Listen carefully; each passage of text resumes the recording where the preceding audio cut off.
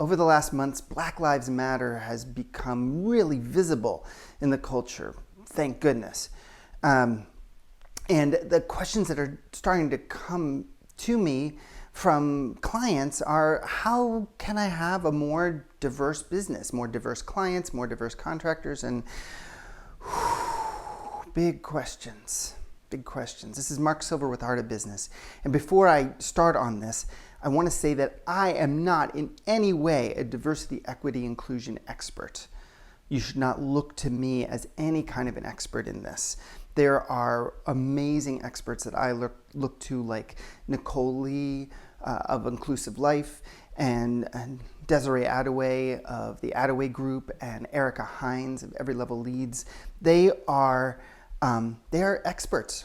They are experts. They've been studying this for years and working in companies and in the culture for years on this topic. And so you need to look to the experts for real answers, because this is a really complicated, messy, tangled mess. Our culture has white supremacy, racism, and patriarchy and sexism and colonialism, and all of these ways that we have of treating people like trash. Really, literally. It's very painful. And so it's really wonderful that you want to have more diversity. And the answer that I give my clients is that I want you to actually slow down. Even though it's a really urgent issue and it needs care and attention, and we need action really quickly to protect people that are really vulnerable in our culture. Creating an environment in your business where you actually can serve a diverse clientele, where you can work with diverse contractors, diverse, assistants or people around you, and really care for them, is it takes a little work. The statistics show that in the United States, at least, people of color, almost all have white folks in their social networks and professional networks. And for white people, 75% of us do not have any people of color in our social or professional networks, And this is done deliberately. There's a lot of history there about why that's true, and I'm not going to get into that in this video. But what I've told my clients is that this is a really wonderful intention. And rather than trying to jump into it and say, oh, I want to have diverse clients this year, or this month, I want to find diversity, what you need to do really is a few different steps that take time. One is, to educate. I was going to say if you don't already know, but even if you know, you need to continue to educate yourself on the topic, because it is so tangled and messy, and there's a lot of nuance, and there's a lot to hear. There's been so much work done. There are books, there are classes, there are people like the folks I mentioned earlier.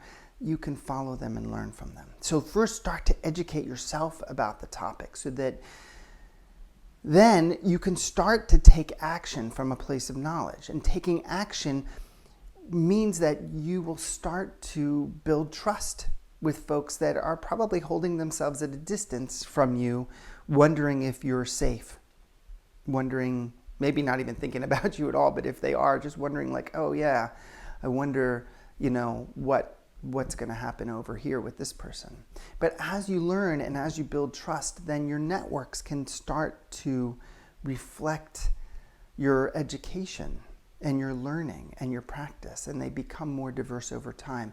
And from that organic sense of building trusted relationships, then there's a diversity that happens just because you then have diverse people in your network. If you are asking the question, how do I get more diversity in my clientele? Then that says that you don't have a diverse network already, that you don't have those folks in your circles. and you need them in your circles. And to have them in your circles, you have to be trustworthy. You have to be someone who can show up and hold those relationships with care and with some knowledge. Not perfectly. We all make mistakes. I've made so many mistakes. In all of my relationships, I make mistakes, and then I do what repair I can. But it all starts with education. And in education, then attempting action. And that action starts to build trust. So I'm going to encourage you the same way I encourage my clients in terms of developing their business, that developing their business from startup to momentum can take 2 to 4 years or longer, that building a diverse network of overcoming the painful history in Western culture is going to take time, and it's okay. And we need us all to start on it as soon as possible because of the time it takes.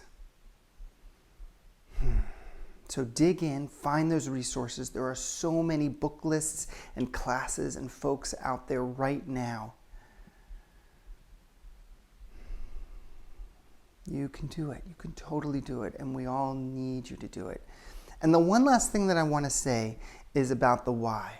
Is that I want to encourage you to do this not just because it's the right thing to do, although it's true, and not just because it would be nice for your business to be diverse, because it would, but because when we look at ecosystems, diversity means health. A diverse ecosystem is healthier.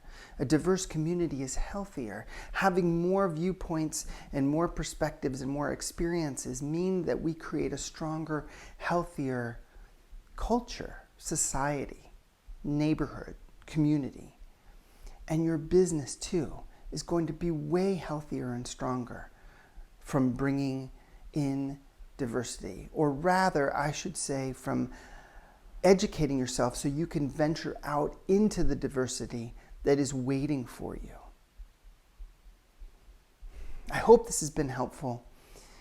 I've included some links in the video below. If you like what I'm saying, then please subscribe to our channel.